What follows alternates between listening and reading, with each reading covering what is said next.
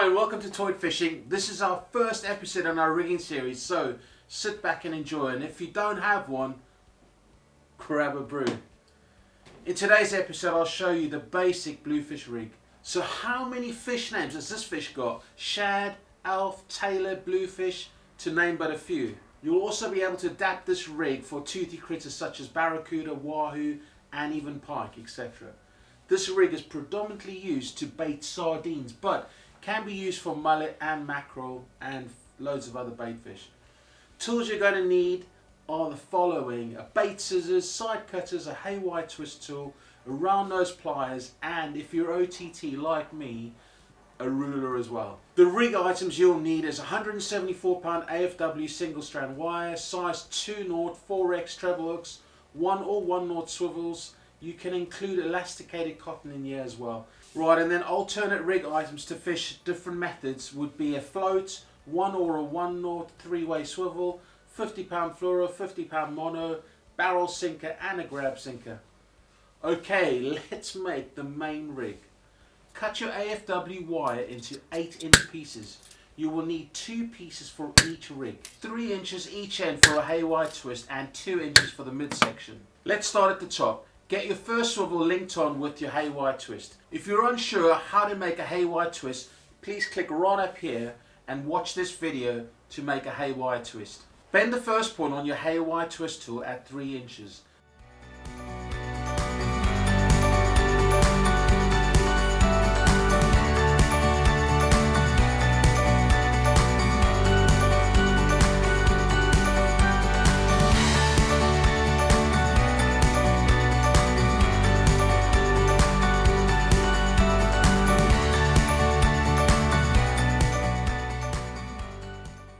Now let's attach the second swivel and the first treble hook. This will be the top section of the rig.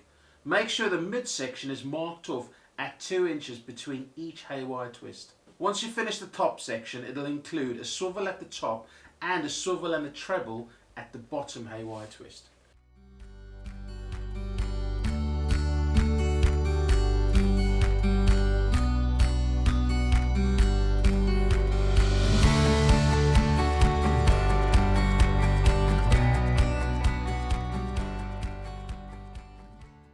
Okay, let's start on the bottom section.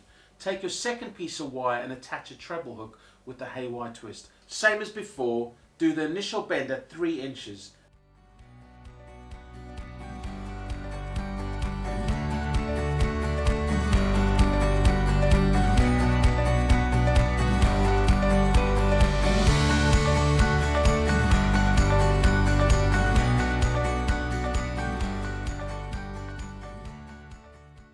Then do the final middle section. Do your initial haywire twist bend and add the upper section on the other end of the existing swivel nearest the initial treble hook.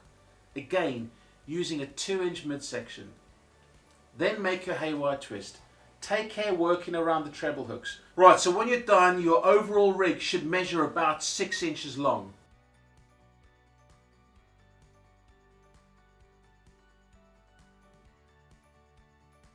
So a couple of things to know. Number one, this rig is suitable for a 6 to 7 inch bait. If you've got a big mullet or some large sardines, you may want to extend your 8-inch pieces of wire. Ideally so the lower treble hook sits in the midsection between the tail and the dorsal fin. Number two, wire diameter. Look, you can get away with using 30 to 50 pound single strand, but you'll be changing your rig every 5 minutes, as the bluefish will make short work of that, and it's going to look like a bird's nest in minutes after the first bite. Also, this wire will stand up to most sharks and other critters if you're lucky enough to get a big hookup. And number three, much like the wire, a 4x hook is used for the same reason. I've lost count how many times I've caught black tip sharks on this rig and big 300 pound nurse sharks on this rig, and it holds up. And lastly, make sure the upper treble hook is loading on the lower haywire twist area. If you put the hook here, the hook will apply a load on the bottom section of the twist. This is not ideal.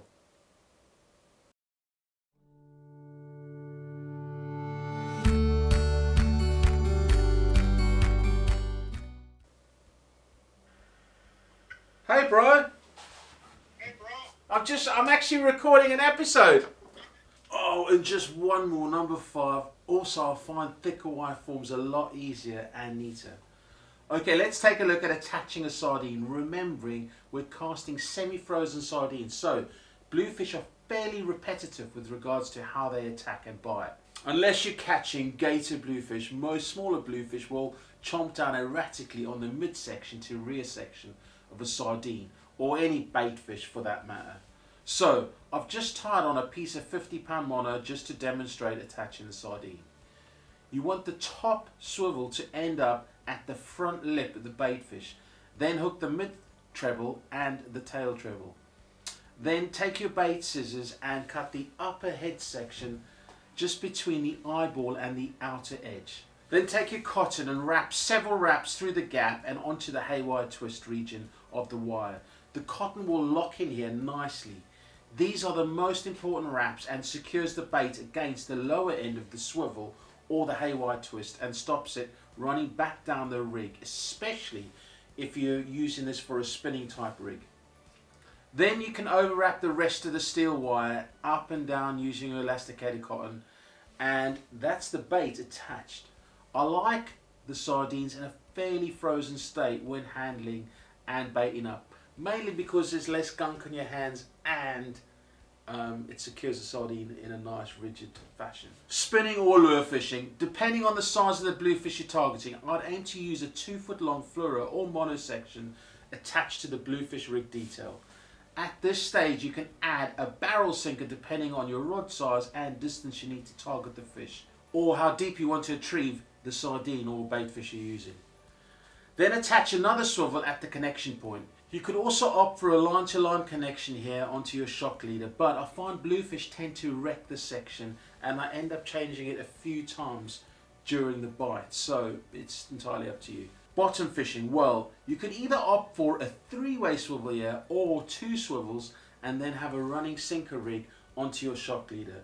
This may be optimal if you're catching smaller bluefish and also if you're using a grab or spider weight. If you're fishing over rough ground, remember to use a pear type sinker and also add an overhand knot above the sinker to force a break there if you get stuck, so you don't lose your entire rig. Float fishing, well, this is identical to a spinning rig and you can adjust your float depth by increasing your leader length depending on the float design you use. Or use your float straight on your shock leader. You can just release the little dowel and move the float up and down your line. You can use this option for a slow retrieve also, which works great. So adapting this rig for other species is fairly straightforward. Just add an additional steel wire above with another swivel and this will work perfectly for barracuda or even wahoo, etc.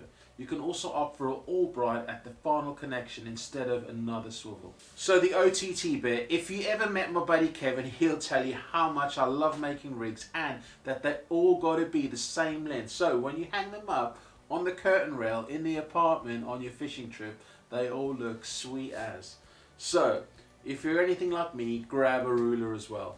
Thanks for watching, and if you're interested in any of the tools we used in this episode, please take a look at the links below in the description to see where these can be purchased from. Tight lines, and thanks for watching, and if you do end up using this rig, make sure you tag us with your fish and your creations, and if you double up on this rig, you have to tag us. My best double up was a Jack Crevalle and a bluefish in one hit. Take care, and until next time, see you later. Oh, just one little thing. If you got time, I'd love any feedback. It's my first attempt at a rig video and your feedback would be great. Thank you very much. Cheers now. Bye.